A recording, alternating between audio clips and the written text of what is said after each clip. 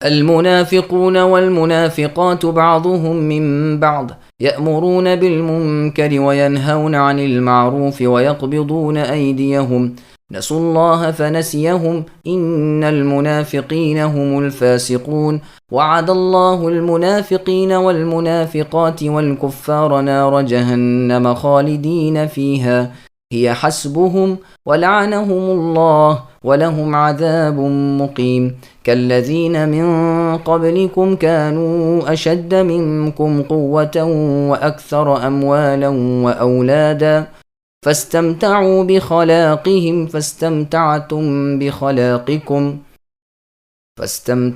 بخلاقكم كما استمتع الذين من قبلكم بخلاقهم وخضتم كالذين خاضوا أولئك حبطت أعمالهم في الدنيا والآخرة وَأُولَئِكَ هُمُ الْخَاسِرُونَ۔ تمام منافق مرد و عورت آپس میں ایک ہی ہیں، یہ بری باتوں کا ایک دوسرے کو حکم دیتے ہیں اور بھلی باتوں سے ایک دوسرے کو روکتے ہیں اور اپنی مٹھی بند رکھتے ہیں۔ یہ اللہ تعالیٰ کو بھول گئے، اللہ تعالیٰ نے بھی انہیں بھلا دیا۔ بے شک منافق ہی فاسق و بد کردار ہیں۔ اللہ تعالیٰ ان منافق مردوں، عورتوں اور کافروں سے جہنم کی آگ کا وعدہ کر چکے ہیں، جہاں یہ لوگ ہمیشہ رہنے والے ہیں، وہی انہی کافی ہے۔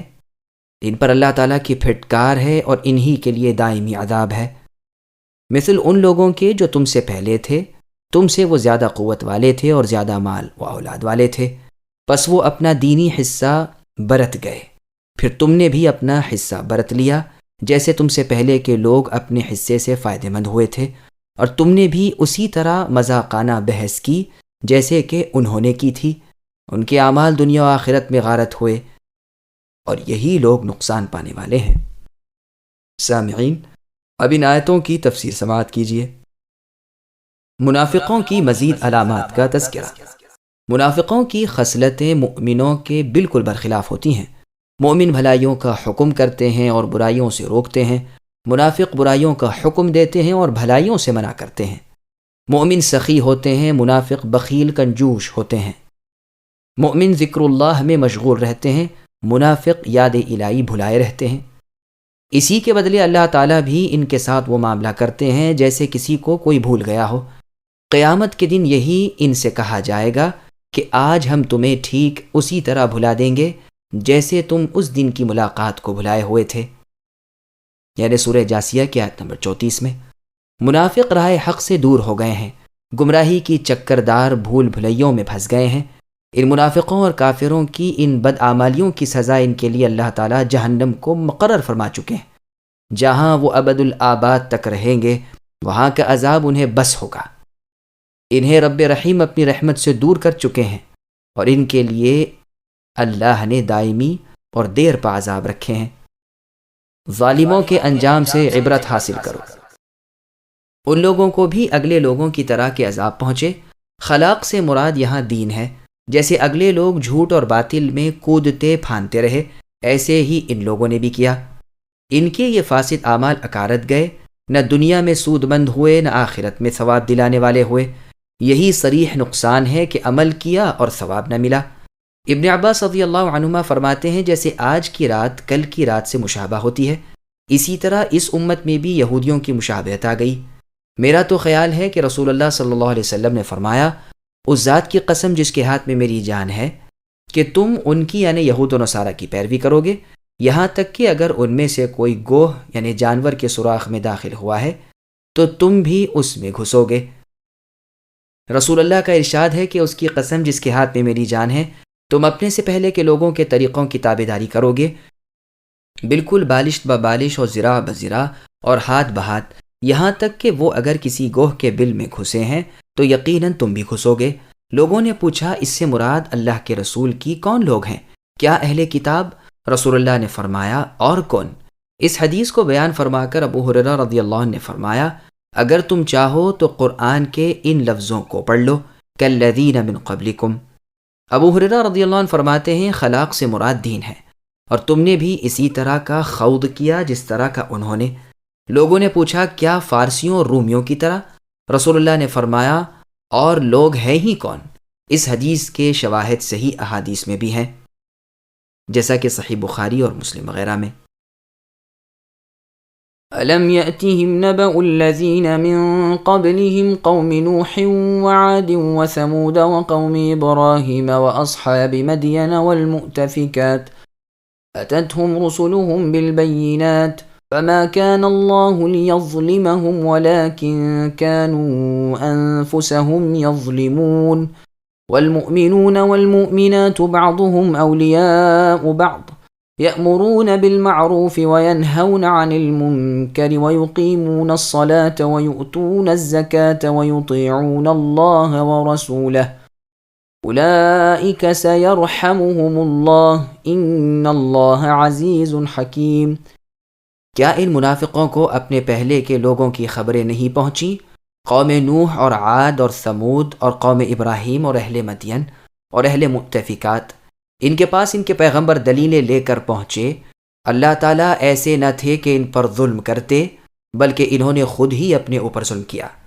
مومن مرد و عورت آپس میں ایک دوسرے کے ممد و معاون اور دوست ہیں، بھلائیاں سکھاتے ہیں اور برائیوں سے روکتے ہیں، نمازوں کو پابندی سے بجا لاتے ہیں، زکوٰۃ ادا کرتے ہیں، اللہ تعالیٰ کی اور اللہ کے رسول محمد صلی اللہ علیہ وسلم کی مانتے رہتے ہیں۔ یہی لوگ ہیں جن پر اللہ تعالیٰ بہت جلد رحم فرمائیں گے۔ بے شک اللہ عزت و غلبے والے، حکمت و درست کاری والے ہیں۔ سامعین، اب ان آیتوں کی تفسیر سماعت کیجیے۔ دشمنان دین کے انجام سے عبرت پکڑو۔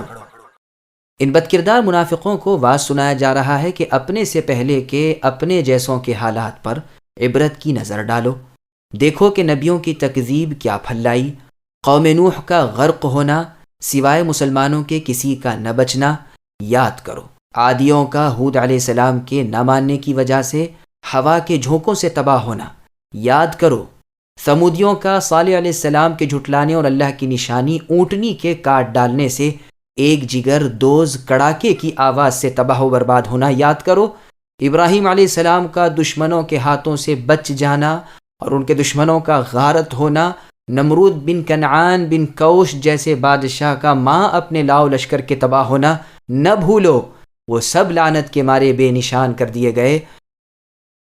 قوم شعیب انہی بد کرداریوں اور کفر کے بدلے زلزلے سے اور سائبان والے دن کے عذاب سے تہوہ بالا کر دی گئی، جو مدین کی رہنے والی تھی۔ قوم لوط جن کی بستیاں الٹی پڑی ہیں، مدین اور صدوم وغیرہ، اللہ تعالیٰ نے انہیں بھی اپنے نبی لوط علیہ السلام کے نہ ماننے اور اپنی بدفعلی نہ چھوڑنے کے باعث ایک ایک کو پیوند زمین کر دیا۔ ان کے پاس ہمارے رسول ہماری کتاب اور کھلے معجزے اور صاف دلیلیں لے کر پہنچے، لیکن انہوں نے ایک مان کر نہ دی۔ بالآخر اپنے ظلم سے آپ برباد ہوئے۔ اللہ تعالیٰ نے حق واضح کر دیا، کتاب اتار دی، رسول بھیج دیے، حجت ختم کر دی، لیکن یہ رسولوں کے مقابلے پر آمدہ ہوئے، کتاب الہی کی تعمیل سے بھاگے، حق کی مخالفت کی، پس لعنت الہی اتری اور انہیں خاک سیاہ کر گئی۔ مسلمان ایک دوسرے کے دست و بازو ہیں۔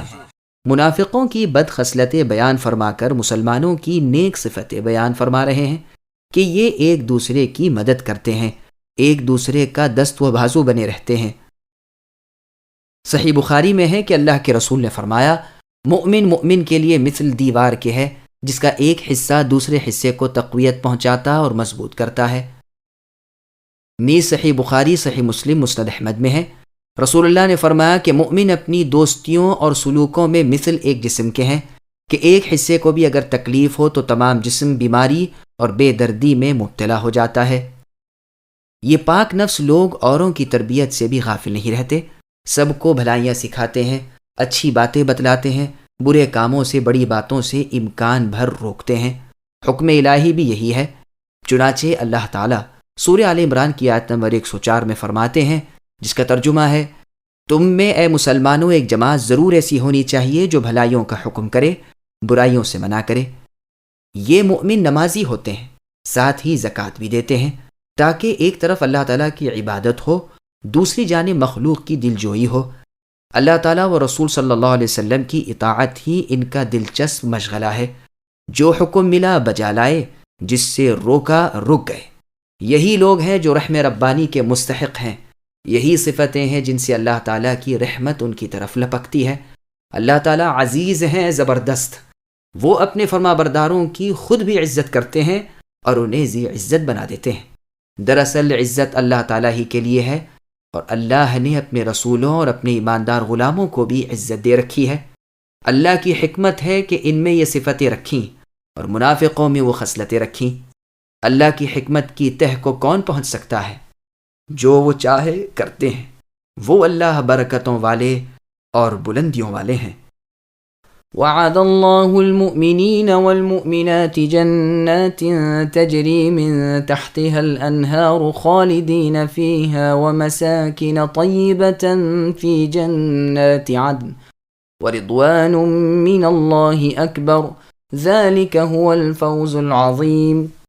اللہ تعالیٰ نے ایماندار مردوں اور عورتوں سے جنتوں کا وعدہ فرمایا ہے جن کے نیچے نہریں بہہ رہی ہیں، جہاں وہ ہمیشہ ہمیش رہنے والے ہیں، اور ان صاف ستھرے پاکیزہ محلات کا جو ان ہمیشگی والی جنتوں میں ہیں، اور اللہ تعالیٰ کی رضامندی سب سے بڑی چیز ہے اور یہی زبردست کامیابی ہے۔ سامعین، اب اس آیت کی تفصیل سماعت کیجیے۔ مؤمنین اور جنت کے حسین مناظر۔ مؤمنوں کی ان نیکیوں پر جو اجر و ثواب انہیں ملے گا، اس کا بیان ہو رہا ہے کہ ابدی نعمتیں، ہمیشگی کی راحتیں، باقی رہنے والی جنتیں، جہاں قدم قدم پر خوشگوار پانی کے چشمے ابل رہے ہیں، جہاں بلند و بالا خوبصورت مزین صاف ستھرے آرائش و زیبائش والے محلات اور مکانات ہیں۔ چنانچہ صحیح بخاری، صحیح مسلم اور سنن ترمذی میں ہے، رسول اللہ فرماتے ہیں، 2 جنتیں تو صرف سونے کی ہیں، یعنی سونے کی بنی ہوئی، ان کے برتن اور جو کچھ بھی وہاں ہے سب سونے کے ہی سونے کا ہے، اور 2 جنتیں چاندی کی ہیں، برتن بھی اور کل چیزیں بھی، ان میں اور دیدار الہی میں کوئی حجاب بجز اس کبریائی کی چادر کے نہیں جو اللہ عز و جل کے چہرے پر ہے۔ یہ جنت عدن میں ہوں گے۔ اور صحیح بخاری نیز مسلم کی حدیث میں رسول اللہ کا فرمان ہے کہ مؤمن کے لیے جنت میں خیمہ ہوگا، ایک ہی موتی کا بنا ہوا، اس کی لمبائی 60 میل کی ہوگی۔ مؤمن کی بیویاں وہی ہوں گی جن کے پاس یہ آتا جاتا رہے گا، لیکن ایک دوسرے کو دکھائی نہ دیں گی۔ صحیح بخاری، مسلم اور مسند احمد میں رسول اللہ کا فرمان ہے کہ جو اللہ تعالیٰ اور رسول صلی اللہ علیہ وسلم پر ایمان لائے، نماز قائم رکھے، رمضان کے روزے رکھے، اللہ تعالیٰ پر حق ہے کہ اسے جنت میں لے جائے، اس نے ہجرت کی ہو یا اپنے وطن میں ہی رہا ہو۔ لوگوں نے کہا، پھر ہم اوروں سے بھی یہ حدیث بیان کر دیں؟ رسول اللہ نے فرمایا، جنت میں 100 درجے ہیں جنہیں اللہ تعالیٰ نے اپنی راہ کے مجاہدوں کے لیے بنایا ہے۔ ہر 2 درجوں میں اتنا ہی فاصلہ ہے جتنا زمین و آسمان میں۔ بس جب بھی تم اللہ تعالیٰ سے جنت کا سوال کرو تو جنت الفردوس طلب کرو، وہ جنت سب سے اونچی اور سب سے بہتر جنت ہے۔ جنتوں کی سب نہریں وہیں سے نکلتی ہیں، اس کی چھت رحمان کا عرش ہے۔ نیز صحیح بخاری، مسلم اور مسند احمد کی ایک اور روایت میں رسول اللہ کا فرمان ہے، اہل جنت جنتی بالا خانوں کو اس طرح دیکھیں گے جس طرح تم آسمان کے چمکتے دمکتے ستاروں کو دیکھتے ہو۔ یہ بھی معلوم رہے کہ تمام جنتوں میں خاص ایک اعلیٰ مقام ہے جس کا نام وسیلہ ہے، کیونکہ وہ عرش سے بالکل ہی قریب ہے۔ یہ جگہ ہے محمد رسول اللہ صلی اللہ علیہ وسلم کی۔ چنانچہ سنن ترمذی اور مسند احمد میں رسول اللہ کا فرمان ہے، مؤذن کی اذان کا جواب دو، جیسے کلمات وہ کہتا ہے تم بھی کہو، پھر مجھ پر درود پڑھو۔ جو شخص مجھ پر درود بھیجتا ہے اللہ تعالیٰ اس پر اپنی 10 رحمتیں نازل فرماتے ہیں۔ پھر میرے لیے وسیلہ طلب کرو۔ پوچھا گیا وسیلہ کیا ہے؟ فرمایا جنت کا وہ اعلیٰ درجہ جو ایک ہی شخص کو ملے گا، اور مجھے اللہ تعالیٰ کی ذات سے قوی امید ہے کہ وہ شخص میں ہی ہوں۔ اسی طرح صحیح مسلم نیز ابو داؤد اور مسند ابی عوامہ میں آپ کا فرمان ہے کہ مؤذن کی آذان کا جواب دو، جیسے کلمات وہ کہتا ہے تم بھی کہو، لیکن حی علی الصلاح اور حی علی الفلاح کے وقت حی علی الصلاح اور حی علی الفلاح نہ کہو، بلکہ لا حول ولا قوت الا باللہ اس کے جواب میں کہو۔ پھر مجھ پر درود پڑھو۔ جو شخص مجھ پر درود بھیجتا ہے اللہ تعالیٰ اس پر اپنی 10 رحمتیں نازل فرماتے ہیں۔ پھر میرے لیے وسیلہ طلب کرو۔ وہ جنت کی ایک منزل ہے جو اللہ کی تمام مخلوق میں سے ایک ہی شخص کو ملے گی۔ مجھے امید ہے کہ وہ مجھے ہی عنایت ہوگی۔ جو شخص میرے لیے اس وسیلے کی طلب کرے اس کے لیے میری شفاعت بروز قیامت حلال ہو گئی۔ امام طبرانی کی الاوسط اور مجمع الزوائد میں رسول اللہ صلی اللہ علیہ وسلم کا یہ فرمان ہے، میرے لیے اللہ تعالیٰ سے وسیلہ طلب کرو، یعنی جنت کا وہ اعلیٰ مقام۔ دنیا میں جو بھی میرے لیے وسیلے کی دعا کرے گا، میں قیامت کے دن اس کا گواہ اور سفارشی بنوں گا۔ سنن ترمذی اور مصنف ابن ابی شیبہ میں رسول اللہ صلی اللہ علیہ وسلم کا فرمان ہے، جنت میں ایسے بالا خانے ہیں جن کا اندر کا حصہ باہر سے نظر آتا ہے اور باہر کا اندر سے۔ ایک اعرابی یعنی دیہاتی نے پوچھا، اے اللہ کے رسول، یہ بالا خانے کن کے لیے ہیں؟ رسول اللہ نے فرمایا، جو اچھا کلام کرے، کھانا کھلائے، روزے رکھے اور راتوں کو لوگوں کے سونے کے وقت تہجد کی نماز ادا کرے۔ پھر آگے اللہ تعالیٰ فرماتے ہیں کہ ان تمام نعمتوں سے اعلیٰ اور بالا نعمت اللہ تعالیٰ کی رضامندی ہے اور اللہ تعالیٰ کے چہرے کا دیدار ہے۔ چنانچہ صحیح بخاری، صحیح مسلم، نیز سنن ترمذی اور مسند احمد میں ہے، رسول اللہ صلی اللہ علیہ وسلم فرماتے ہیں، اللہ عز و جل جنتیوں کو پکاریں گے کہ اے اہل جنت، وہ یعنی جنتی کہیں گے، لبیک ربنا وسعدیک والخیر فی یدیک، اے ہمارے رب، ہم حاضر ہیں اور بھلائی اور خوشبختی آپ ہی کے ہاتھ میں ہے۔ اللہ تعالیٰ پوچھیں گے، کہو تم خوش ہو گئے؟ وہ جواب دیں گے کہ خوش کیوں نہ ہوتے، آپ نے اے پروردگار ہمیں وہ دیا جو مخلوق میں سے کسی کو نہ ملا ہوگا۔ اللہ تعالیٰ فرمائیں گے، لو میں تمہیں اس سے بہت ہی افضل و اعلیٰ چیز عطا فرماتا ہوں۔ وہ کہیں گے، اے اللہ، اس سے بہتر چیز اور کیا ہو سکتی ہے؟ اللہ تعالیٰ فرمائیں گے، سنو، میں نے اپنی رضامندی تمہیں عطا فرمائی، آج کے بعد میں کبھی بھی تم سے ناخوش نہ ہوں گا۔ امام حافظ ضیاء مقدسی نے صفت جنت میں ایک مستقل کتاب لکھی ہے، اس میں اس حدیث کو شرط صحیح پر بتلایا ہے، واللہ اعلم۔ يا أيها النبي جاهد الكفار والمنافقين واغلظ عليهم ومأواهم جهنم وبئس المصير يحلفون بالله ما قالوا ولقد قالوا كلمة الكفر وكفروا بعد إسلامهم وهموا بما لم ينالوا وما نقموا إلا أن أغناهم الله ورسوله من فضله فإن يتوبوا يك خيرا لهم وإن يتولوا يعذبهم الله عذابا أليما في الدنيا والآخرة وما لهم في الأرض من ولي ولا نصير۔ اے نبی، کافروں اور منافقوں سے جہاد جاری رکھیے اور ان پر سختی کرتے رہیے، ان کی اصلی جگہ دوزخ ہے جو نہایت بدترین جگہ ہے۔ یہ قسمیں کھا کر کہتے ہیں کہ انہوں نے نہیں کہا، حالانکہ یقیناً کفر کا کلمہ ان کی زبان سے نکل چکا ہے اور یہ اپنے اسلام کے بعد کافر ہو گئے ہیں، اور انہوں نے اس کام کا قصد بھی کیا جو پورا نہ کر سکے۔ یہ صرف اسی بات کا انتقام لے رہے ہیں کہ انہیں اللہ تعالیٰ نے اپنے فضل سے اور اللہ کے رسول محمد صلی اللہ علیہ وسلم نے دولت مند کر دیا۔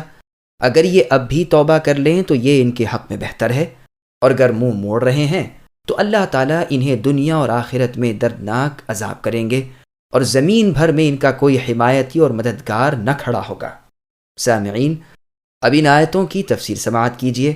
منافقین سے جہاد جاری رکھنے کا حکم، کافروں منافقوں سے جہاد کا اور ان پر سختی کا حکم ہوا، مومنوں سے جھک کر ملنے کا حکم ہوا، کافروں کی اصلی جگہ جہنم مقرر فرما دی۔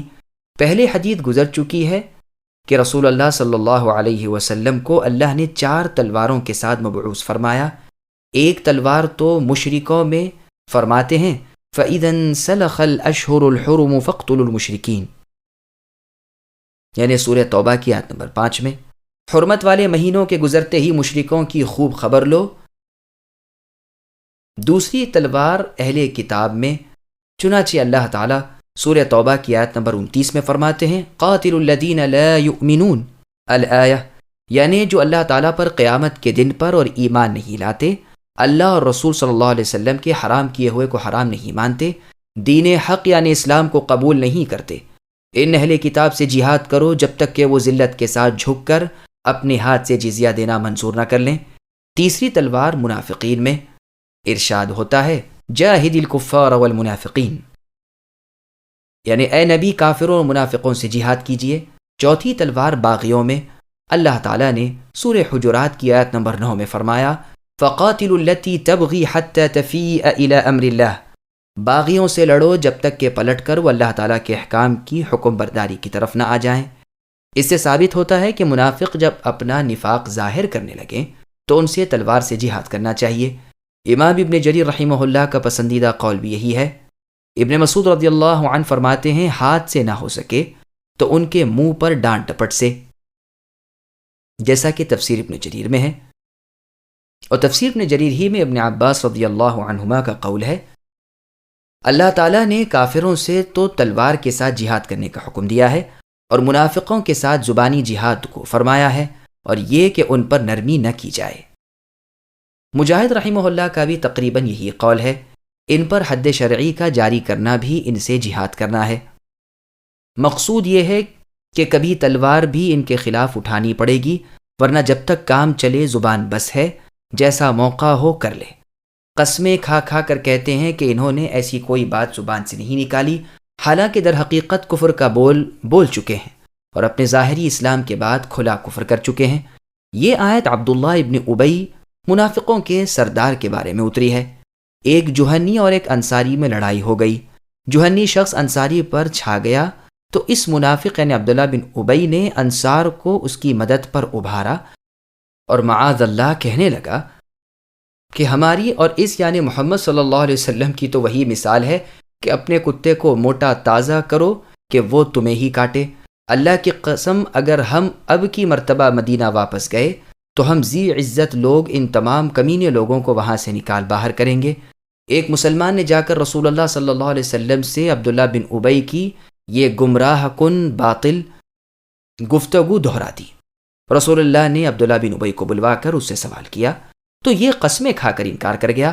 پس اللہ تعالیٰ نے یہ آیت نازل فرمائی۔ انس رضی اللہ عنہ فرماتے ہیں کہ میری قوم کے جو لوگ حرا کے جنگ میں کام آئے ان پر مجھے بڑا ہی رنج اور صدمہ ہو رہا تھا۔ اس کی خبر زید بن ارقم رضی اللہ عنہ کو پہنچی تو آپ رضی اللہ عنہ نے مجھے خط میں لکھا کہ رسول اللہ سے میں نے سنا ہے، رسول اللہ صلی اللہ علیہ وسلم دعا کرتے تھے کہ اے اللہ انصار کو اور انصار کے لڑکوں کو بخش دیجئے۔ نیچے کے راوی ابن الفضل کو اس میں شک ہے کہ رسول اللہ نے اپنی اس دعا میں ان کے پوتوں کا نام بھی لیا یا نہیں۔ انس رضی اللہ عنہ نے موجودہ لوگوں میں سے کسی سے زید رضی اللہ عنہ کی نسبت سوال کیا تو اس نے کہا یہی زید رضی اللہ عنہ وہ ہیں جن کے کانوں کی سنی ہوئی بات کی سچائی کی شہادت خود رب علیم اللہ تعالیٰ نے دی۔ واقعہ یہ ہے کہ رسول اللہ تو خطبہ پڑھ رہے تھے کہ ایک منافق نے کہا اگر یہ سچا ہے تو ہم تو گدھوں سے بھی زیادہ احمق ہیں۔ زید رضی اللہ عنہ نے کہا اللہ کی قسم رسول اللہ بالکل سچے اور بے شک تو اپنی حماقت میں گدھے سے بھی بڑا ہوا ہے۔ پھر آپ نے یہ بات رسول اللہ کے گوشے گزار کی، لیکن وہ منافق پلٹ گیا اور صاف انکار کر گیا اور کہا کہ زید نے جھوٹ بولا۔ اس پر اللہ تعالیٰ نے یہ آیت اتاری اور زید رضی اللہ عنہ کی سچائی بیان فرمائی۔ لیکن مشہور بات یہ ہے کہ یہ واقعہ غزوہ بنی المصطلق کا ہے۔ ممکن ہے راوی کو اس آیت کے ذکر میں وہم ہو گیا ہو اور دوسری آیت کے بدلے اسے بیان کر دیا ہو۔ یہی حدیث بخاری شریف میں بھی ہے۔ لیکن اس جملے تک کہ زید رضی اللہ عنہ وہ ہیں جن کے کانوں کی سنی ہوئی بات کی سچائی کی شہادت خود رب علیم اللہ نے دی، ممکن ہے کہ بات کا حصہ موسیٰ ابن عقبہ راوی کا اپنا قول ہو۔ اسی کی ایک روایت میں یہ پچھلا حصہ ابن شہاب رحمہ اللہ کے قول سے مروی ہے، واللہ اعلم۔ مغازی اموی میں کعب بن مالک رضی اللہ عنہ کے تبوک کے واقعے کے بعد ہے کہ جو منافق مؤخر چھوڑ دیے گئے تھے اور جن کے بارے میں قرآن نازل ہوا ان میں سے بعض رسول اللہ کے ساتھ بھی تھے۔ ان میں جلاس ابن سوید ابن صامت بھی تھا۔ ان کے گھر میں عمیر ابن سعد کی والدہ تھیں جو اپنے ساتھ عمیر رضی اللہ عنہ کو بھی لے گئی تھیں۔ جب ان منافقوں کے بارے میں قرآنی آیتیں نازل ہوئیں تو جلاس کہنے لگا کہ واللہ اگر یہ شخص اپنے قول میں سچا ہے تو ہم تو گدھوں سے بھی بدتر ہیں۔ عمیر ابن سعد رضی اللہ عنہ یہ سن کر فرمانے لگے کہ یوں تو آپ مجھے سب سے زیادہ محبوب ہیں اور آپ کی تکلیف مجھ پر میری تکلیف سے بھی زیادہ شاق ہے، لیکن آپ نے اس وقت تو ایسی بات منہ سے نکالی ہے کہ اگر میں اسے پہنچاؤں تو رسوائی ہے اور نہ پہنچاؤں تو ہلاکت ہے۔ رسوائی یقیناً ہلاکت سے ہلکی چیز ہے۔ یہ کہہ کر یہ بزرگ حاضر خدمت اقدس صلی اللہ علیہ وسلم ہوئے اور ساری بات رسول اللہ کو کہہ سنائی۔ جلاس کو جب یہ پتہ چلا تو اس نے نبی صلی اللہ علیہ وسلم کی خدمت میں حاضر ہو کر قسمیں کھا کھا کر کہا کہ عمیر جھوٹا ہے، میں نے یہ بات ہرگز نہیں کہی۔ اس پر یہ آیت اتری۔ مروی ہے کہ اس کے بعد جلاس نے توبہ کر لی اور درست ہو گئے۔ یہ توبہ کی بات بہت ممکن ہے کہ امام محمد بن اسحاق کی اپنی کہی ہوئی ہو، کعب رضی اللہ عنہ کی یہ بات نہیں، واللہ اعلم۔ اور روایت میں ہے کہ جلاس ابن سوید ابن صامت اپنے سوتیلے بیٹے مصعب رضی اللہ عنہ کے ساتھ قباء سے آ رہے تھے، دونوں گدھوں پر سوار تھے۔ اس وقت جلاس نے یہ کہا تھا، اس پر ان کے صاحبزادے نے فرمایا کہ اے اللہ کے دشمن، میں تیری اس بات کی رسول اللہ کو خبر کروں گا۔ فرماتے ہیں کہ مجھے تو ڈر لگ رہا تھا کہ کہیں میرے بارے میں قرآن کریم نہ نازل ہو، یا مجھ پر کوئی عذاب الہی نہ آ جائے، یا اس گناہ میں بھی اپنے باپ کا شریک نہ کر دیا جاؤں۔ چنانچہ میں سیدھے حاضر ہوا اور تمام بات رسول اللہ کو ماں اپنے ڈر کے سنا دی۔ ابن جریر رحمہ اللہ کی تفسیر میں ابن عباس رضی اللہ عنہما سے روایت ہے کہ رسول اللہ صلی اللہ علیہ وسلم ایک سائے دار درخت تلے بیٹھے ہوئے فرمانے لگے کہ ابھی تمہارے پاس ایک شخص آئے گا اور تمہیں شیطان دیکھے گا، خبردار تم اس سے کلام نہ کرنا۔ اسی وقت ایک انسان کیری آنکھوں والا آیا، رسول اللہ نے اس سے فرمایا، تو اور تیرے ساتھی مجھے گالیاں کیوں دیتے ہو؟ وہ اسی وقت گیا اور اپنے ساتھیوں کو لے کر آیا۔ سب نے قسمیں کھا کھا کر کہا کہ ہم نے کوئی ایسا لفظ نہیں کہا، یہاں تک کہ رسول اللہ نے ان سے درگزر فرما لیا۔ پھر یہ آیت اتری۔ اس میں جو یہ فرمایا گیا ہے کہ انہوں نے وہ قصد کیا جو پورا نہ ہوا، مراد اس سے جلاس کا یہ ارادہ ہے کہ اپنے سوتیلے لڑکے کو جس نے رسول اللہ کی خدمت میں بات کہہ دی تھی قتل کر دے۔ ایک قول ہے کہ عبداللہ ابن ابی نے خود رسول اللہ کے قتل کا ارادہ کیا تھا، جیسا کہ تفسیر ابن جریر طبری میں ہے۔ یہ قول بھی ہے کہ بعض لوگوں نے ارادہ کر لیا تھا کہ اسے سردار بنا دیں، گو رسول اللہ راضی نہ ہو۔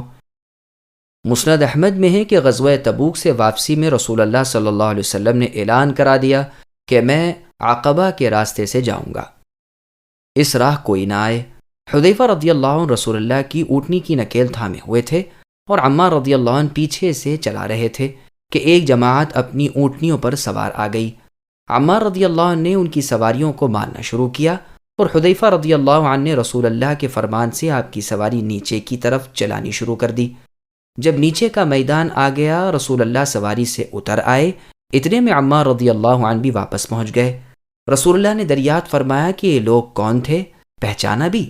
عمار رضی اللہ عنہ نے کہا، منہ تو چھپے ہوئے تھے لیکن سواریاں معلوم ہیں۔ پوچھا ان کا ارادہ کیا تھا، جانتے ہو؟ جواب دیا کہ نہیں۔ رسول اللہ نے فرمایا، یہ چاہا تھا کہ شور کر کے ہماری اونٹنی کو بھڑکا دیں اور ہمیں گرا دیں۔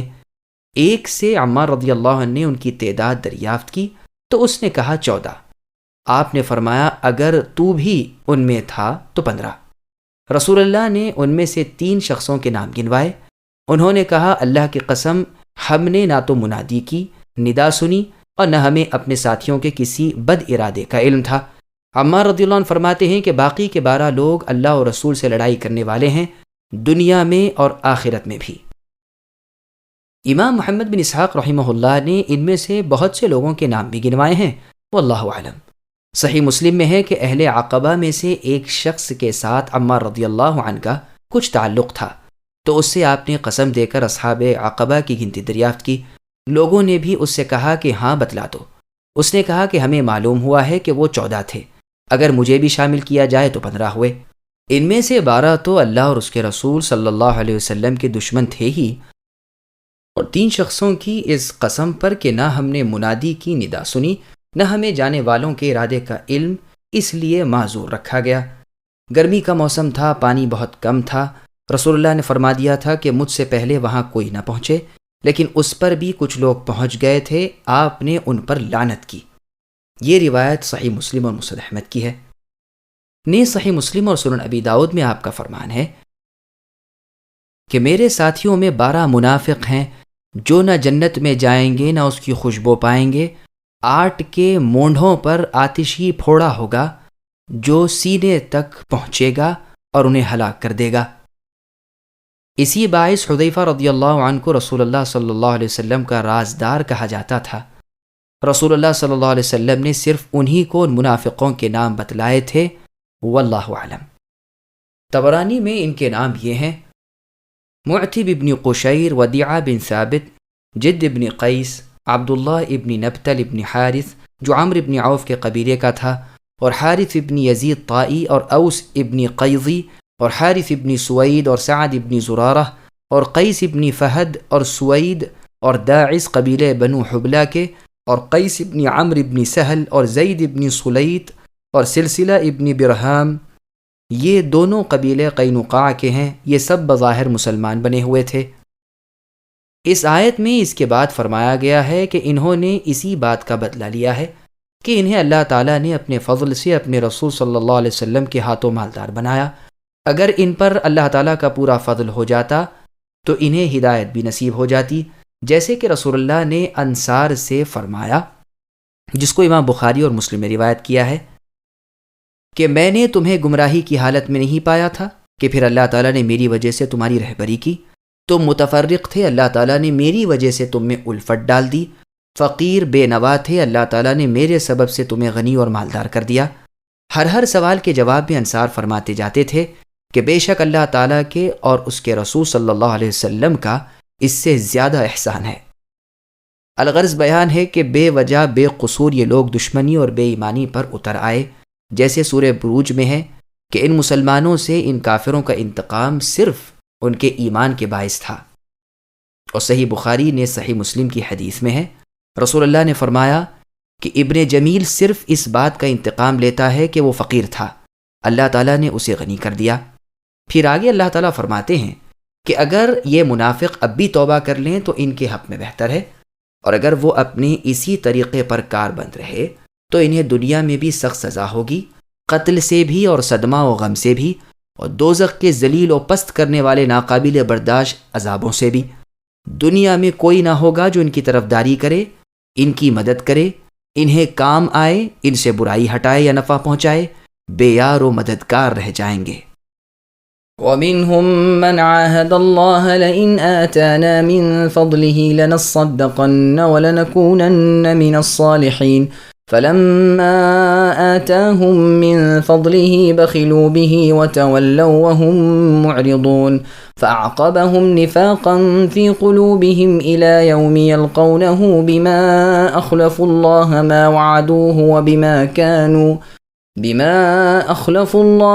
وَعَدُوهُ وَبِمَا كَانُوا يَكْذِبُونَ أَلَمْ يَعْلَمُوا أَنَّ اللَّهَ يَعْلَمُ سِرَّهُمْ وَنَجْوَاهُمْ وَأَنَّ اللَّهَ عَلَّامُ الْغُيُوبِ۔ اور ان منافقوں میں وہ بھی ہے جنہوں نے اللہ تعالیٰ سے عہد کیا تھا کہ اگر وہ ہمیں اپنے فضل سے مال دیں گے تو ہم صدقہ خیرات کریں گے اور نیکوکاروں میں ہو جائیں گے، لیکن جب اللہ تعالیٰ نے اپنے فضل سے انہیں دیا تو یہ اس میں بخیلی کرنے لگے اور ٹال مٹول کر کے منہ موڑ لیا۔ اس کی سزا میں اللہ تعالیٰ نے ان کے دلوں میں نفاق ڈال دیا اللہ تعالیٰ سے ملنے کے دنوں تک، کیونکہ انہوں نے اللہ تعالیٰ سے کیے ہوئے وعدے کا خلاف کیا اور جھوٹ بولتے رہے۔ کیا وہ نہیں جانتے کہ اللہ تعالیٰ کو ان کے دل کا بھید اور ان کی سرگوشی سب معلوم ہے، اور اللہ تعالیٰ غیب کی تمام خبروں سے خبردار ہیں۔ سامعین، اب ان آیتوں کی تفسیر سماعت کیجیے۔ منافقین اللہ کا فضل حاصل کرنے کے بعد اللہ سے کیا ہوا وعدہ بھول جاتا ہے۔ بیان ہو رہا ہے کہ ان منافقوں میں وہ بھی ہے جس نے عہد کیا کہ اگر مجھے اللہ تعالیٰ مالدار کر دیں تو میں بڑی سخاوت کروں اور نیک بن جاؤں، لیکن جب اللہ تعالیٰ نے اسے امیر اور خوشحال بنا دیا، اس نے وعدہ شکنی کی اور بخیل بن بیٹھا، جس کی سزا میں اللہ تعالیٰ نے اس کے دل میں ہمیشہ کے لیے نفاق ڈال دیا۔ یہ آیت کہا جاتا ہے کہ ثعلبہ ابن حاطب انصاری کے بارے میں نازل ہوئی ہے، لیکن اس کی تمام سندیں ضعیف اور کمزور ہیں۔ صحیح بخاری میں رسول اللہ صلی اللہ علیہ وسلم کا فرمان ہے کہ منافق کی 3 علامتیں ہیں: جب بات کرے جھوٹ بولے، جب وعدہ کرے خلاف کرے، امانت سونپی جائے خیانت کرے۔ کیا یہ منافق نہیں جانتے کہ اللہ تعالیٰ چھپے کھلے دل کے ارادوں اور سینوں کے بھیدوں کے عالم ہیں؟ وہ اللہ پہلے ہی سے جانتے تھے یہ منافق خالی زبانی بکواس کرنے والے ہیں کہ مالدار ہو جائیں تو یوں خیراتیں کریں، یوں شکر گزاری کریں، یوں نیکیاں کریں، لیکن دلوں پر اللہ تعالیٰ نظریں رکھنے والے خوب جانتے ہیں کہ یہ مال میں مست ہو جائیں گے اور دولت پا کر خرمستیاں، ناشکری اور بخل کرنے لگیں گے۔ وہ اللہ ہر حاضر غائب کے جاننے والے ہیں، وہ اللہ ہر چھپے کھلے کے عالم ہیں، ظاہر و باطن سب اللہ تعالیٰ پر روشن ہیں۔ الذين يلمزون المطوعين من المؤمنين في الصدقات والذين لا يجدون إلا جهدهم فيسخرون منهم سخر الله منهم ولهم عذاب أليم۔ جو لوگ ان مسلمانوں پر طعنہ زنی کرتے ہیں جو دل کھول کر خیراتیں کرتے ہیں، اور ان لوگوں پر جنہیں سوائے اپنی محنت مزدوری کی اور کچھ میسر ہی نہیں، یہ ان کا مذاق اڑاتے ہیں، اللہ تعالیٰ بھی ان سے تمسخر کرتے ہیں، انہی کے لیے دکھ کی مار ہے۔ سامعین، اب اس آیت کی تفسیر سماعت کیجیے۔ منافقین کی مسلمانوں پر طعنہ زنی اور اس کا انجام، یہ بھی منافقوں کی ایک بد خصلت ہے کہ ان کی زبان سے کوئی بھی بچ نہیں سکتا، نہ سخی نہ بخیل، یہ عیب جو بدگو لوگ برے ہیں۔ اگر کوئی شخص بڑی رقم اللہ کی راہ میں دے تو یہ اسے ریاکار کہنے لگتے ہیں، اور اگر کوئی مسکین اپنی مالی کمزوری کی بنا پر تھوڑا بہت دے تو یہ ناک بھاؤں چڑھا کر کہتے ہیں، لو ان کی اس حقیر چیز کا بھی اللہ بھوکا تھا۔ چنانچہ جب صدقات دینے کی آیت اتری ہے تو صحابہ کرام اپنے اپنے صدقات لیے ہوئے حاضر ہوتے ہیں۔ ایک صاحب نے دل کھول کر بہت بڑی رقم دی، اسے تو ان منافقوں نے ریاکار کا خطاب دیا، اور ایک صاحب بیچارے مسکین آدمی تھے، صرف 1 صاع اناج لائے تھے، انہیں کہا کہ اس کے صدقے کی اللہ کو کیا ضرورت پڑی تھی۔ اس کا بیان اس آیت میں ہے۔ یہ روایت بخاری اور مسلم کی ہے۔ ایک مرتبہ رسول اللہ کے حکم سے لوگوں نے مال خیرات دینا اور جمع کرنا شروع کیا۔ ایک صاحب 1 صاع کھجوریں لے آئے اور کہنے لگے، اللہ کے رسول، میرے پاس کھجوروں کے 2 صاع تھے، ایک میں نے اپنے اور اپنے بال بچوں کے لیے روک لیا اور ایک لے آیا۔ رسول اللہ نے اسے بھی جمع شدہ مال میں ڈال دینے کو فرمایا۔ اس پر منافق بکواس کرنے لگے کہ اللہ اور رسول اس سے بے نیاز ہیں۔ بنو عجلان کے عاصم ابن عدی رضی اللہ عنہ نے بھی اس وقت بڑی رقم خیرات کی تھی، 100 وسق کھجوریں دی تھیں۔ منافقوں نے اسے ریاکاری پر محمول کیا تھا۔ اپنی محنت مزدوری کی تھوڑی سی خیرات دینے والے ابو عقیل رضی اللہ عنہ تھے۔ یہ قبیلے بنو انیف کے شخص تھے۔ ان کے 1 صاع خیرات پر منافقوں نے ہنسی اور ہجوم کی تھی، اور روایت میں ہے کہ رسول اللہ صلی اللہ علیہ وسلم نے یہ مال صدقے کا مجاہدین کی ایک جماعت کو جہاد پر روانہ کرنے کے لیے لیا تھا۔ اس میں ہے کہ عبد الرحمن رضی اللہ عنہ نے 2000 دیے تھے اور 2000 رکھے تھے۔ دوسرے بزرگ نے رات بھر کی محنت میں 2 صاع کھجوریں حاصل کر کے 1 صاع رکھ لیں اور 1 صاع دے دیں۔ یہ ابو عقیل رضی اللہ عنہ تھے، رات بھر اپنی پیٹھ پر بوجھ ڈھوتے رہے تھے۔ ان کا نام حباب تھا، اور قول ہے کہ عبد الرحمن بن ثعلبہ تھا۔ پس منافقوں کے اس تمسخر کی سزا میں اللہ تعالیٰ نے بھی ان سے یہی بدلہ لیا۔ ان منافقوں کے لیے اخروی المناک عذاب ہیں، اور ان کے اعمال کا ان عملوں جیسا ہی برا بدلہ ہے۔ استغفر لهم او لا تستغفر لهم ان تستغفر لهم 70 مرة فلن يغفر الله لهم ذلك بأنهم كفروا بالله ورسوله والله لا يهدي القوم الفاسقين فرح المخلفون بمقعدهم خلاف رسول الله وكرهوا أن يجاهدوا بأموالهم وأنفسهم في سبيل الله وقالوا لا تنفروا في الحر قل نار جهنم أشد حرا لو كانوا يفقهون فليضحكوا قليلا وليبكوا كثيرا جزاء بما كانوا يكسبون۔ ان کے لیے آپ اے نبی استغفار کریں یا نہ کریں، اگر آپ 70 مرتبہ بھی ان منافقوں کے لیے استغفار کریں تو بھی اللہ تعالیٰ انہیں ہرگز نہ بخشیں گے، یہ اس لیے کہ انہوں نے اللہ تعالیٰ سے اور اللہ کے رسول یعنی آپ سے کفر کیا ہے۔ ایسے فاسق لوگوں کو اللہ کریم ہدایت نہیں دیتے۔ پیچھے رہ جانے والے لوگ رسول اللہ کے خلاف اپنے بیٹھے رہنے پر خوش ہیں، یہ اللہ کی راہ میں اپنے مال اور اپنی جانوں سے جہاد کرنا ناپسند رکھتے ہیں۔ انہوں نے کہہ دیا کہ اس گرمی میں مت نکلو۔ اے نبی آپ کہہ دیجئے کہ دوزخ کی آگ بہت ہی سخت گرم ہے، کاش کہ وہ سمجھتے ہوتے۔ بس انہیں بہت کم ہنسنا چاہیے اور بہت زیادہ روئیں بدلے میں اس کے جو یہ کیا کرتے تھے۔ سامعین، اب ان آیتوں کی تفسیر سماعت کیجیے۔ منافقین کے لیے استغفار نہ کرنے کا حکم۔ اللہ تعالیٰ فرماتے ہیں کہ یہ منافق اس قابل نہیں کہ آپ اے نبی ان کے لیے اللہ سے بخشش طلب کریں۔ ایک بار نہیں، اگر آپ 70 مرتبہ بھی بخشش ان کے لیے چاہیں تو اللہ تعالیٰ انہیں نہیں بخشیں گے۔ جو 70 کا ذکر ہے اس سے مراد صرف زیادتی ہے، وہ 70 سے کم ہو یا بہت زیادہ ہو۔ بعض نے کہا ہے کہ مراد اس سے 70 کا ہی عدد ہے، لیکن اس کی گواہی پر دلالت کرنے والی حدیث سخت ضعیف ہے۔ سورج کی گرمی سے ڈر کر جہاد سے پیچھے رہنے والے جہنم کی آگ کو یاد کریں۔ جو لوگ غزوہ تبوک میں رسول اللہ کے ساتھ نہیں گئے تھے اور گھروں میں ہی مدینے میں بیٹھنے پر اکڑ رہے تھے، جنہیں اللہ کی راہ میں مال و جان سے جہاد کرنا مشکل معلوم ہوتا تھا، جنہوں نے ایک دوسرے کے کان بھرے تھے کہ اس گرمی میں کہاں نکلو گے، ایک طرف پھل پکے ہوئے ہیں، سائے بڑے ہوئے ہیں، سورج کی گرمی کی لو بہت سخت چل رہی ہے، پس اللہ تعالیٰ ان سے فرماتے ہیں کہ جہنم کی آگ جس کی طرف تم اپنی اس بد کرداری سے جا رہے ہو، وہ اس گرمی سے زیادہ بڑی ہوئی حرارت اپنے اندر رکھتی ہے۔ یہ آگ تو اس آگ کا 70واں حصہ ہے، جیسا کہ بخاری اور مسلم کی حدیث میں ہے۔ مسند احمد اور مسند حمیدی میں ہے، رسول اللہ نے فرمایا کہ تمہاری یہ آگ آتش دوزخ کے 70 اجزاء یعنی حصوں میں سے ایک حصہ ہے، پھر بھی یہ سمندر کے پانی میں 2 دفعہ بجھائی ہوئی ہے، ورنہ تم اسے کوئی فائدہ حاصل نہ کر سکتے۔ صحیح بخاری میں ہے کہ رسول اللہ نے فرمایا سب سے ہلکے عذاب والا دوزخ میں وہ ہوگا جس کے دونوں پاؤں میں 2 جوتیاں آگ کی تسمے سمیت ہوں گی، جس سے اس کی کھوپڑی کھدبدا رہی ہوگی اور وہ سمجھ رہا ہوگا کہ سب سے زیادہ سخت عذاب اسی کو ہو رہا ہے، حالانکہ دراصل سب سے ہلکا عذاب اسی کا ہے۔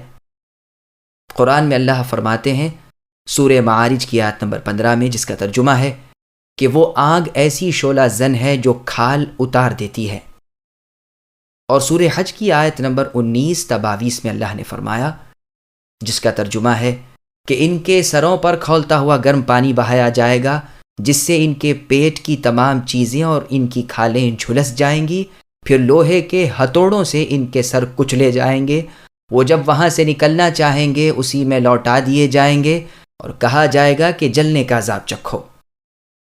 اور سورہ نساء کی آیت نمبر 56 میں ہے کہ جن لوگوں نے ہماری آیتوں سے انکار کیا انہیں ہم بھڑکتی ہوئی آگ میں ڈال دیں گے، ان کی کھالیں جھلستی جائیں گی اور ہم اور بدلتے جائیں گے کہ وہ خوب عذاب چکھیں۔ اس آیت میں بھی فرمایا ہے کہ اگر انہیں سمجھ ہوتی تو یہ جان لیتے کہ جہنم کی آگ کی گرمی اور تیزی بہت زیادہ ہے، تو یقیناً یہ باوجود موسمی گرمی کے رسول اللہ کے ساتھ جہاد میں خوشی خوشی نکلتے اور اپنے جان و مال کو اللہ کی راہ میں فدا کرنے پر تل جاتے۔ عرب کا شاعر کہتا ہے کہ تو نے اپنی عمر سردی گرمی سے بچنے کی کوشش میں گزار دی، حالانکہ تجھے لائق تھا کہ اللہ کی نافرمانیوں سے بچتا، کہ جہنم کی آگ سے بچ جائے۔ اب اللہ تبارک و تعالی ان بد باطن منافقوں کو ڈرا رہے ہیں کہ تھوڑی سی زندگی میں یہاں تو جتنا چاہے ہنس لیں، لیکن اس آنے والی بڑی زندگی میں ان کے لیے رونا ہی رونا ہے جو کبھی ختم نہ ہوگا۔ اللہ تمام مسلمانوں کو اپنے فضل و کرم سے جہنم کی آگ سے محفوظ و مأمون رکھے۔ فَإِن رَجَعَكَ اللَّهُ إِلَىٰ طَائِفَةٍ مِّنْهُمْ فَاسْتَأْذَنُوكَ لِلْخُرُوجِ فَقُل لَّن تَخْرُجُوا مَعِيَ أَبَدًا وَلَن تُقَاتِلُوا مَعِيَ عَدُوًّا إِنَّكُمْ رَضِيتُم بِالْقُعُودِ أَوَّلَ مَرَّةٍ فَاقْعُدُوا مَعَ الْخَالِفِينَ وَلَا تُصَلِّ عَلَىٰ أَحَدٍ مِّنْهُم مَّاتَ أَبَدًا وَلَا تَقُمْ عَلَىٰ قَبْرِهِ إِنَّهُمْ كَفَرُوا بِاللَّهِ وَرَسُولِهِ وَمَاتُوا وَهُمْ فَاسِقُونَ۔ بس اگر اللہ تعالیٰ آپ کو اے نبی ان کی کسی جماعت کی طرف لوٹا کر واپس لے آئیں، پھر یہ آپ سے میدان جنگ میں نکلنے کی اجازت طلب کریں، تو کہہ دینا کہ تم میرے ساتھ ہرگز چل نہیں سکتے اور نہ میرے ساتھ تم دشمنوں سے لڑائی کر سکتے ہو، تم نے پہلی مرتبہ ہی بیٹھ رہنے کو پسند کیا تھا، بس تم پیچھے رہ جانے والوں میں ہی بیٹھے رہو۔ ان میں سے کوئی مر جائے تو آپ اے نبی اس کی جنازے کی ہرگز نماز نہ پڑھنا اور نہ اس کی قبر پر کھڑا ہونا، یہ اللہ تعالیٰ اور اللہ کے رسول کے منکر ہو گئے اور مرتے دم تک بدکار بے اطاعت رہے۔ سامعین اب ان آیتوں کی تفسیر سماعت کیجیے۔ لالچی لوگوں کو جہاد میں نہ لے جائیے۔ اللہ کا فرمان ہے کہ جب اللہ تعالیٰ آپ کو اے نبی سلامتی کے ساتھ اس غزوہ تبوک سے واپس مدینے پہنچا دیں اور ان میں سے یعنی منافقوں میں سے کوئی جماعت آپ سے کسی اور غزوے میں آپ کے ساتھ چلنے کی درخواست کرے، تو بطور ان کو سزا دینے کے تو صاف کہہ دینا کہ نہ تو تم میرے ساتھ والوں میں میرے ساتھ چل سکتے ہو، نہ تم میری ہمراہی میں دشمنوں سے جنگ کر سکتے ہو۔ تم جب موقع پر دغا دے گئے اور پہلی مرتبہ ہی بیٹھ رہے تو اب تیاری کے کیا مانے؟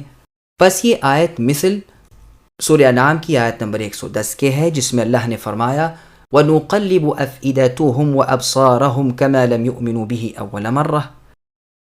بدی کا برا بدلہ بدی کے بعد ملتا ہے، جیسے کہ نیکی کی جزا بھی نیکی کے بعد ملتی ہے۔ عمرہ حدیبیہ کے بعد قرآن میں اللہ تعالیٰ نے سورہ فتح کی آیت نمبر 15 میں فرمایا سَيَقُولُ الْمُخَلَّفُونَ إِذَا انطَلَقْتُمْ إِلَى مَغَانِمَ، یعنی یہ پیچھے رہ جانے والے منافق لوگ آپ سے اے نبی جب آپ غنیمتیں لینے چلیں گے کہیں گے کہ ہمیں اجازت دیجیے ہم بھی آپ کے ساتھ ہو لیں۔ یہاں فرمایا کہ ان سے اے نبی کہہ دینا کہ بیٹھ رہنے والوں میں ہی تم بھی رہو جو عورتوں کی طرح گھروں میں گھسے رہتے ہیں۔ منافق کا جنازہ پڑھانے کی ممانعت۔ پھر آگے اللہ تعالیٰ حکم دیتے ہیں کہ اے نبی آپ منافقوں سے بالکل بے تعلق ہو جائیے، ان میں سے کوئی مر جائے تو آپ نہ اس کی جنازے کی نماز پڑھیں، نہ اس کی قبر پر جا کر اس کے لیے دعا استغفار کریں، اس لیے کہ یہ کفر و فسق پر زندہ رہے اور اسی پر مرے ہیں۔ یہ حکم تو عام ہے، گو اس کا شان نزول خاص منافقوں کے سردار عبداللہ ابن ابی ابن سلول کے بارے میں ہے۔ یہ منافقوں کا رئیس اور امام تھا۔ صحیح بخاری شریف میں ہے کہ اس کے مرنے پر اس کے صاحبزادے صحابی رسول عبداللہ رضی اللہ عنہ رسول اللہ کی خدمت میں حاضر ہوئے اور درخواست کی کہ میرے باپ کے کفن کے لیے آپ خاص اپنا پہنا ہوا کرتا عنایت فرمائیے۔ رسول اللہ نے دے دیا۔ پھر کہا کہ اللہ کے رسول خود اس کے جنازے کی نماز پڑھائیے۔ رسول اللہ نے یہ درخواست بھی منظور فرما لی اور نماز پڑھانے کے ارادے سے اٹھے، لیکن عمر رضی اللہ عنہ نے آپ کا دامن تھام لیا اور عرض کی کہ اللہ کے رسول آپ اس کے جنازے کی نماز پڑھائیں گے، حالانکہ اللہ تعالیٰ نے اس سے منع فرمایا ہے۔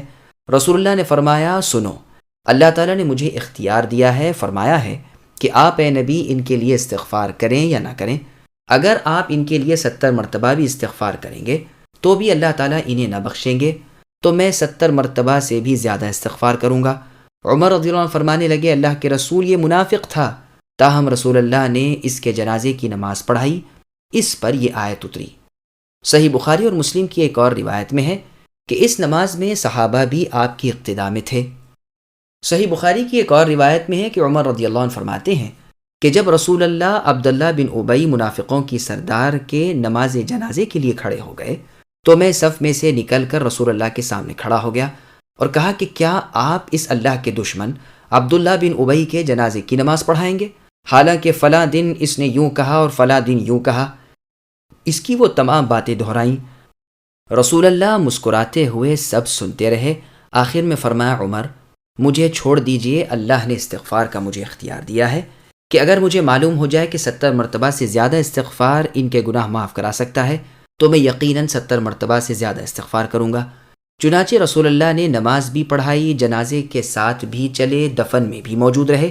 اس کے بعد مجھے اپنی اس گستاخی پر بہت ہی افسوس ہونے لگا کہ اللہ تعالیٰ اور رسول اللہ صلی اللہ علیہ وسلم خوب علم والے ہیں، میں نے ایسی اور اس قدر جرأت کیوں کی؟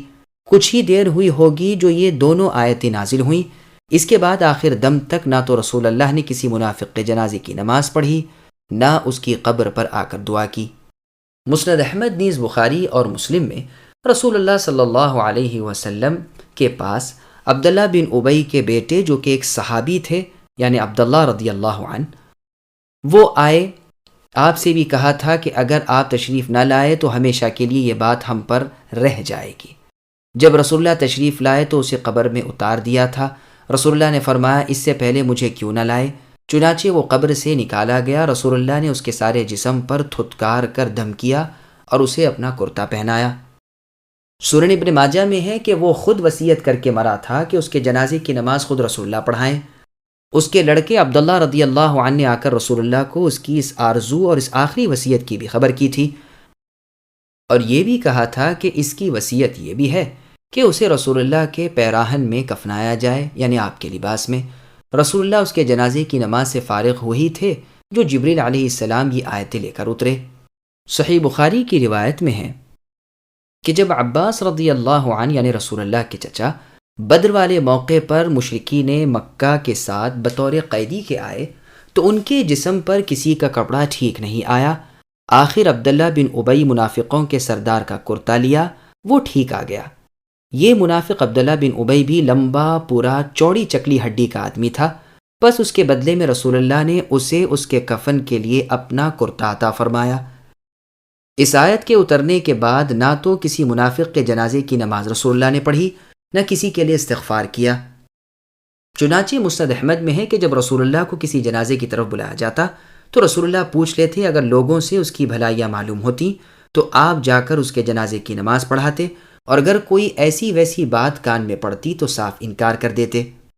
عمر رضی اللہ عنہ کا طریقہ رسول اللہ کے بعد یہ رہا کہ جس کے جنازے کی نماز حذیفہ رضی اللہ عنہ پڑھتے، اس کے جنازے کی نماز آپ بھی پڑھتے، جس کی حذیفہ رضی اللہ عنہ نہ پڑھتے آپ بھی نہ پڑھتے، اس لیے کہ حذیفہ رضی اللہ عنہ کو رسول اللہ نے منافقوں کے نام گنوا دیے تھے اور صرف انہی کو یہ نام معلوم تھے، اسی بنا پر انہیں رازدار رسول صلی اللہ علیہ وسلم کہا جاتا تھا۔ بلکہ ایک مرتبہ ایسا بھی ہوا کہ عمر رضی اللہ عنہ ایک شخص کے جنازے کی نماز کے لیے کھڑے ہونے لگے تو حذیفہ رضی اللہ عنہ نے چٹکی لے کر انہیں روک دیا۔ جنازے کی نماز اور استغفار، ان دونوں چیزوں سے منافقوں کے بارے میں مسلمانوں کو روک دینا، یہ دلیل ہے اس امر کی کہ مسلمانوں کے بارے میں ان دونوں چیزوں کی پوری تاکید ہے۔ ان میں مردوں کے لیے بھی پورا نفع ہے اور زندوں کے لیے بھی کامل اجر و ثواب ہے۔ چنانچہ صحیح بخاری، مسلم، نیز ابو داؤد، ترمذی، ابن ماجہ وغیرہ میں ہے، رسول اللہ صلی اللہ علیہ وسلم فرماتے ہیں، جو جنازے میں جائے اور نماز پڑھی جانے تک ساتھ رہے اسے 1 قیراط ثواب ملتا ہے، اور جو دفن تک ساتھ رہے اسے 2 قیراط ملتے ہیں۔ پوچھا گیا کہ قیراط کیا ہے؟ فرمایا سب سے چھوٹا قیراط احد پہاڑ کے برابر ہوتا ہے۔ اسی طرح سنن ابی داؤد اور مستدرک حاکم وغیرہ میں بھی ہے کہ رسول اللہ کی عادت مبارک تھی کہ میت کے دفن سے فارغ ہو کر وہیں اس کی قبر کے پاس ٹھہر کر حکم فرماتے کہ اپنے ساتھی کے لیے استغفار کرو، اس کے لیے ثابت قدمی کی دعا کرو، اس سے اس وقت سوال و جواب ہو رہا ہے۔ ولا تعجبك أموالهم وأولادهم إنما يريد الله أن يعذبهم بها في الدنيا وتزهق أنفسهم وهم كافرون وإذا أنزلت سورة أن آمنوا بالله وجاهدوا مع رسوله استأذنك أولو الطول منهم وقالوا ذرنا نكن مع القاعدين رضوا بأن يكونوا مع الخوالف وطبع على قلوبهم فهم لا يفقهون۔ اور ان کے مال اور اولاد سے کچھ بھی اے نبی تعجب نہ کیجیے، اللہ تعالیٰ کی چاہت یہی ہے کہ انہیں ان چیزوں سے دنیاوی سزا دیں اور یہ اپنی جانیں نکلنے تک کافر ہی رہیں۔ جب کوئی صورت اتاری جاتی ہے کہ اللہ تعالیٰ پر ایمان لاؤ اور اللہ کے رسول کے ساتھ مل کر جہاد کرو، تو ان میں سے دولت مندوں کا ایک طبقہ آپ کے پاس آ کر یہ کہہ کر رخصت لیتا ہے کہ ہمیں تو بیٹھ رہنے والوں میں ہی چھوڑ دیجئے، یہ تو خانہ نشیں عورتوں کا ساتھ دینے پر ریچ گئے اور ان کے دلوں پر مہر لگا دی گئی، اب وہ کچھ سمجھ عقل نہیں رکھتے۔ سامعین، اب آیتوں کی تفسیر سماعت کیجیے۔ اسی مضمون کی آیت کریمہ گزر چکی ہے اور وہیں اس کی پوری تفسیر بھی بحمداللہ لکھ دی گئی ہے، جس کے دہرانے کی ضرورت نہیں۔ بزدل منافقین جہاد نہیں کر سکتے، ان لوگوں کی برائی بیان ہو رہی ہے جو وسعت، طاقت، قوت ہوتے ہوئے جہاد کے لیے نہیں نکلتے، جی چرا جاتے ہیں اور حکم الہی سن کر پھر بھی رسول اللہ کے پاس آ کر اپنے رک رہنے کی اجازت چاہتے ہیں۔ ان کی بے حمیتی تو دیکھو کہ یہ عورتوں جیسے ہو گئے، لشکر چلے گئے، یہ نامرد زنانے عورتوں کی طرح پیچھے رہ گئے، بوقت جنگ بزدل، ڈرپوک اور گھروں میں گھسے رہنے والے اور بوقت امن بڑھ بڑھ کر باتیں بنانے والے، یہ بھونکنے والے کتوں اور گرجنے والے بادلوں کی طرح ڈھول کے پول ہیں۔ چنانچہ اور جگہ خود اللہ تعالیٰ نے سورہ احزاب کی آیت نمبر 19 میں بیان فرمایا کہ خوف کے وقت یہ منافق ایسی آنکھیں پھیرنے لگتے ہیں جیسے کوئی مر رہا ہو، اور جہاں وہ موقع گزر گیا کہ اب لگے چرب زبانی کرنے اور لمبے چوڑے دعوے کرنے اور باتیں بنانے۔ امن کے وقت تو مسلمانوں میں فساد پھیلانے لگتے ہیں اور وہ بلند بانگ بہادری کے ڈھول پیٹتے ہیں کہ کچھ ٹھیک نہیں، لیکن لڑائی کے وقت عورتوں کی طرح چوڑیاں پہن کر پردہ نشین بن جاتے ہیں، بل اور سوراخ ڈھونڈ ڈھونڈ کر اپنے آپ کو چھپاتے پھرتے ہیں۔ ایماندار تو صورت اترنے اور اللہ تعالیٰ کے حکم ہونے کا انتظار کرتے ہیں، لیکن بیمار دلوں والے جہاں صورت اتری اور جہاد کا حکم سنا، کہ آنکھیں بند کر لیں دیدے پھیر لیے۔ ان پر افسوس ہے اور ان کے لیے تباہی خیز مصیبت ہے۔ اگر یہ اطاعت گزار ہوتے، اگر ان کی زبان سے اچھی بات نکلتی، ان کے ارادے اچھے ہوتے، یہ اللہ تعالیٰ کی باتوں کی تصدیق کرتے، تو یہی چیز ان کے حق میں بہتر تھی، جیسا کہ اللہ نے سورہ محمد کی آیت نمبر 20 اور 21 میں فرمایا۔ لیکن ان کے دلوں پر تو ان کی بدعمالیوں سے مہر لگ چکی ہے، اب تو ان میں اس بات کی صلاحیت بھی نہیں رہی کہ اپنے نفع نقصان کو ہی سمجھ لیں۔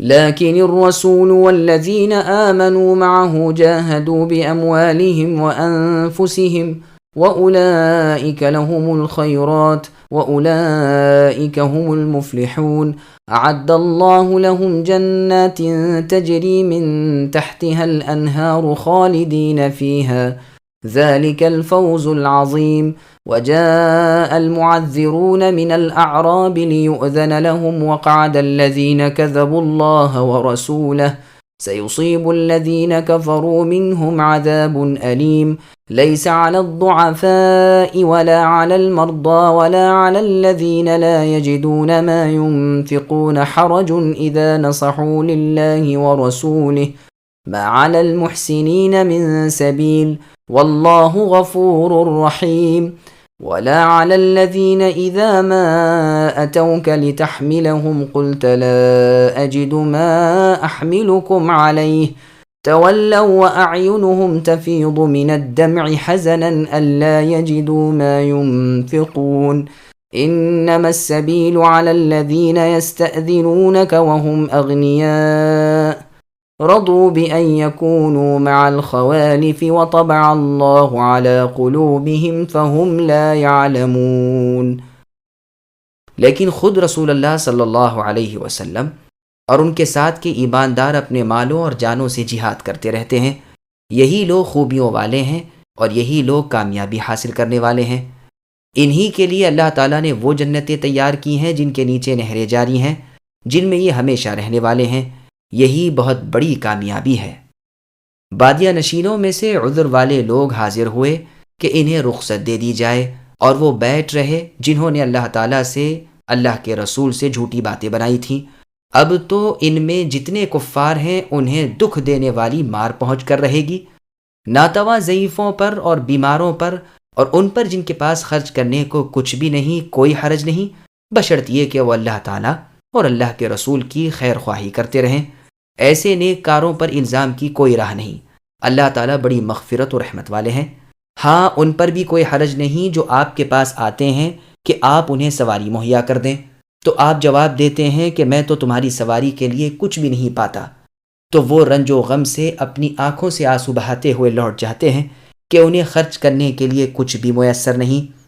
بے شک ان لوگوں پر تو راہ الزام ہے، اور انہی پر ہے جو باوجود دولت مند ہونے کے آپ سے اے نبی اجازت طلب کرتے ہیں، جو خانہ نشین عورتوں کا ساتھ دینے پر خوش ہیں، جن کے دلوں پر مہر الہی لگ چکی ہے، جس سے وہ محض بے علم ہو گئے ہیں۔ سامعین، اب ان آیتوں کی تفسیر سماعت کیجیے۔ سچے مسلمان ہی اپنی جان و مال سے جہاد کرتے ہیں۔ منافقوں کی مذمت، ان کی اخروی درگت بیان فرما کر اب مؤمنوں کی مدحت اور ان کی اخروی راحت بیان ہو رہی ہے۔ یہ جہاد کے لیے کمر باندھتے رہتے ہیں، یہ جان و مال اللہ کی راہ میں فدا کرتے رہتے ہیں، انہی کے حصے میں بھلائیاں اور خوبیاں ہیں، یہی فلاح پانے والے لوگ ہیں، انہی کے لیے جنت الفردوس ہے اور انہی کے لیے بلند درجے ہیں، یہی مقصد حاصل کرنے والے، یہی کامیابی کو پہنچ جانے والے لوگ ہیں۔ جھوٹا عذر کرنے والوں کو تنبیہ۔ یہ بیان ان لوگوں کا ہے جو حقیقتاً کسی شرعی عذر کے باعث جہاد میں شامل نہ ہو سکتے تھے۔ مدینے کے ارد گرد کے یہ لوگ آ کر اپنی کمزور و ضعیفی، بے طاقتی بیان کر کے اللہ تعالیٰ کے رسول سے اجازت لیتے ہیں کہ اگر رسول اللہ انہیں واقعی معذور سمجھیں تو اجازت دے دیں۔ یہ بنو غفار کے قبیلے کے لوگ تھے۔ ابن عباس رضی اللہ عنہما کی قراءت میں وجاء المعذرون ہے، یعنی اہل عذر لوگ، یعنی معنی مطلب زیادہ ظاہر ہے، کیونکہ اسی جملے کے بعد ان لوگوں کا بیان ہے جو جھوٹے تھے۔ یہ نہ آئے، نہ اپنا رک جانے کا سبب پیش کیا، نہ رسول اللہ سے رک رہنے کی اجازت چاہی۔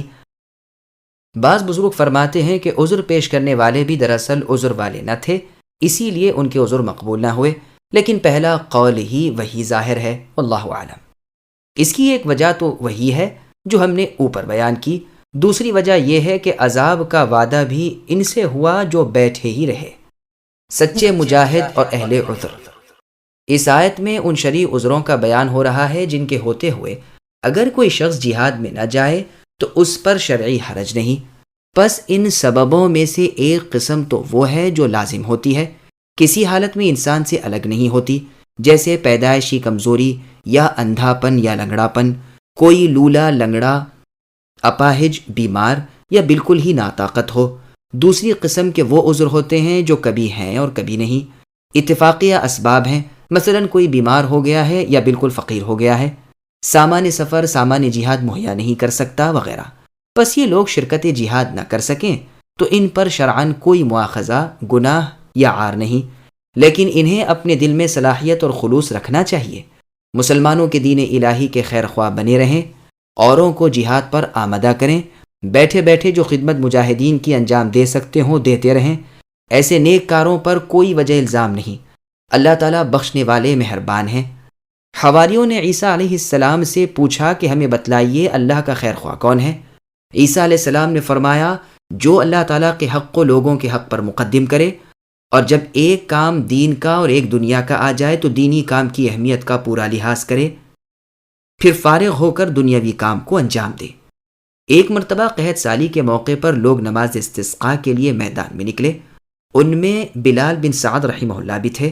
آپ نے کھڑے ہو کر اللہ کی حمد و ثنا کی، پھر فرمایا اے حاضرین، کیا تم یہ مانتے ہو کہ تم سب اللہ کے گنہگار بندے ہو؟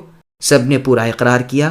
اب آپ نے دعا شروع کی کہ پروردگار، ہم نے آپ کے کلام میں سنا ہے کہ نیک کاروں پر کوئی راہ نہیں، ہم اپنی برائیوں کے اقراری ہیں، پس آپ ہمیں معاف فرمائیے، ہم پر رحم فرمائیے، ہم پر اپنی رحمت سے بارشیں برسائیے۔ اب آپ نے ہاتھ اٹھائے اور آپ علیہ الرحمہ کے ساتھ ہی اور سب نے اللہ کی رحمت کا مظہر دیکھا، رحمت کی بارش ہونے لگی۔ یہ روایت ابن ابی حاتم کی ہے۔ صحیح بخاری میں ہے، رسول اللہ صلی اللہ علیہ وسلم جب غزوہ تبوک سے واپس ہوئے اور مدینے کے قریب پہنچے تو آپ نے فرمایا مدینے میں بہت سے ایسے لوگ ہیں کہ جہاں بھی تم چلے اور جس وادی کو بھی تم نے قطع کیا وہ اپنے دل سے نیتوں کی وجہ سے تمہارے ساتھ ساتھ تھے۔ صحابہ نے عرض کیا اللہ کے رسول، اگرچہ ان کا قیام اس وقت بھی مدینے میں ہی رہا ہو؟ رسول اللہ نے فرمایا ہاں، وہ مدینے میں رہتے ہوئے بھی اپنے دل سے تمہارے ساتھ تھے، وہ کسی شرعی عذر کی وجہ سے رک گئے تھے۔ نیز صحیح مسلم میں ہے، انہیں بیماریوں نے روک لیا ہے۔ پھر ان لوگوں کا اللہ تعالیٰ بیان فرماتے ہیں جنہیں فی الواقع کوئی عذر نہیں، مالدار ہٹے کٹے ہیں، لیکن پھر بھی اللہ کے نبی صلی اللہ علیہ وسلم کے حضور میں آ کر بہانے تراش کر جہاد میں ساتھ نہیں دیتے، عورتوں کی طرح گھر میں بیٹھ جاتے ہیں، زمین پکڑ لیتے ہیں۔ فرمایا ان کی بدعمالیوں کی وجہ سے ان کے دلوں پر مہر الہی لگ چکی ہے، اب وہ اپنے بھلے برے کے علم سے بھی کورے ہو گئے ہیں۔ يعتذرون إليكم إذا رجعتم إليهم قل لا تعتذروا لن نؤمن لكم قد نبأنا الله من أخباركم وسيرى الله عملكم ورسوله ثم تردون إلى عالم الغيب والشهادة فينبئكم بما كنتم تعملون سيحلفون بالله لكم إذا انقلبتم إليهم لتعرضوا عنهم فأعرضوا عنهم إنهم رجس ومأواهم جهنم جزاء بما كانوا يكسبون يحلفون لكم لترضوا عنهم فإن ترضوا عنهم فإن الله لا يرضى عن القوم الفاسقين۔ یہ منافق لوگ آپ کے سامنے اے نبی عذر پیش کریں گے جب آپ ان کے پاس واپس جائیں گے، آپ کہہ دیجئے کہ یہ عذر پیش مت کرو، ہم کبھی تم کو سچا نہ سمجھیں گے، اللہ تعالی ہم کو تمہاری خبر دے چکے ہیں اور آئندہ بھی اللہ اور اس کا رسول تمہاری کارگزاری دیکھ لیں گے، پھر ایسے کے پاس لوٹائے جاؤ گے جو پوشیدہ اور ظاہر سب کے جاننے والے ہیں، پھر وہ تم کو بتا دیں گے جو کچھ تم کرتے تھے۔ ہاں، وہ اب تمہارے سامنے اللہ کی قسمیں کھا جائیں گے جب تم ان کے پاس واپس جاؤ گے، تاکہ تم ان کو ان کی حالت پر چھوڑ دو، سو تم ان کو ان کی حالت پر چھوڑ دو۔ وہ لوگ یعنی منافق بالکل گندے ہیں اور ان کا ٹھکانہ دوزخ ہے۔ ان کاموں کے بدلے جو کچھ وہ کیا کرتے تھے۔ یہ اس لیے قسمیں کھائیں گے کہ تم اے مسلمانوں ان سے راضی ہو جاؤ، سو اگر تم ان سے راضی بھی ہو جاؤ تو اللہ تعالیٰ تو ایسے شریر لوگوں سے راضی نہیں ہوتے۔ سامعین، اب ان آیتوں کی تفسیر سماعت کیجیے۔ بہانہ بنا کر جہاد سے پیچھے رہنے والوں کو تنبیہ۔ اللہ تعالیٰ نے منافقین سے متعلق یہ معلوم کرا دیا ہے کہ جب تم مدینہ واپس ہوگے تو تمہارے سامنے اپنے عذرات پیش کریں گے، لیکن تم ان سے کہہ دو کہ عذرات باطلہ پیش کرنے کی کوئی ضرورت نہیں، ہم تمہاری بات کو کبھی سچ نہ مانیں گے، اللہ پاک نے ہمیں تمہارے احوال معلوم کرا دیے ہیں۔ عنقریب اللہ پاک تمہارے اعمال دنیا میں لوگوں کے سامنے ظاہر فرما دیں گے اور تمہیں تمہارے اچھے برے سارے اعمال کی خبر دے دیں گے، اور پھر اپنے اعمال کا نتیجہ بھی دیکھنا پڑے گا۔ پھر ان سے متعلق مزید خبر دی گئی کہ وہ قسمیں کھا کھا کر بیان کریں گے تاکہ تم اے مسلمانوں ان سے درگزر کر جاؤ اور چشم پوشی کر لو۔ یہ اس وقت ہوگا جب تم مدینہ واپس ہو جاؤ گے، لیکن تم ہرگز ان کی تصدیق نہ کرنا اور ان سے اظہار حقارت کے لیے اعراض کر جاؤ۔ ان میں نفس کی گندگی ہے، ان کے باطن اور ان کے اعتقادات نجس و پلید ہیں۔ آخرت میں ان کا ٹھکانہ دوزخ ہے، اور یہ ان کے اعمال کا یعنی خطا کاریوں کا صحیح بدلہ ہے۔ اور یہ بھی بتلا دیا کہ اگر تم ان سے ان کی قسمیں کھانے کے سبب راضی ہو بھی جاؤ تو اللہ تعالیٰ تو ان لوگوں سے راضی نہ ہوں گے جو اللہ کی اطاعت اور رسولوں کی فرما برداری سے باہر ہو گئے ہیں۔ وہ لوگ فاسق ہیں، اور فسق کے لغوی معنی باہر نکلنے کے ہیں۔ کہتے ہیں کہ الفارۃ فویسقۃ، یعنی چوہا خرابیاں اور فساد پیدا کرنے کے لیے ہی اپنے بل سے نکلتا ہے، اور یہ بھی کہا جاتا ہے فسقت الرطبۃ، یعنی ڈالیوں سے کھجور کے خوشے نکل آئے۔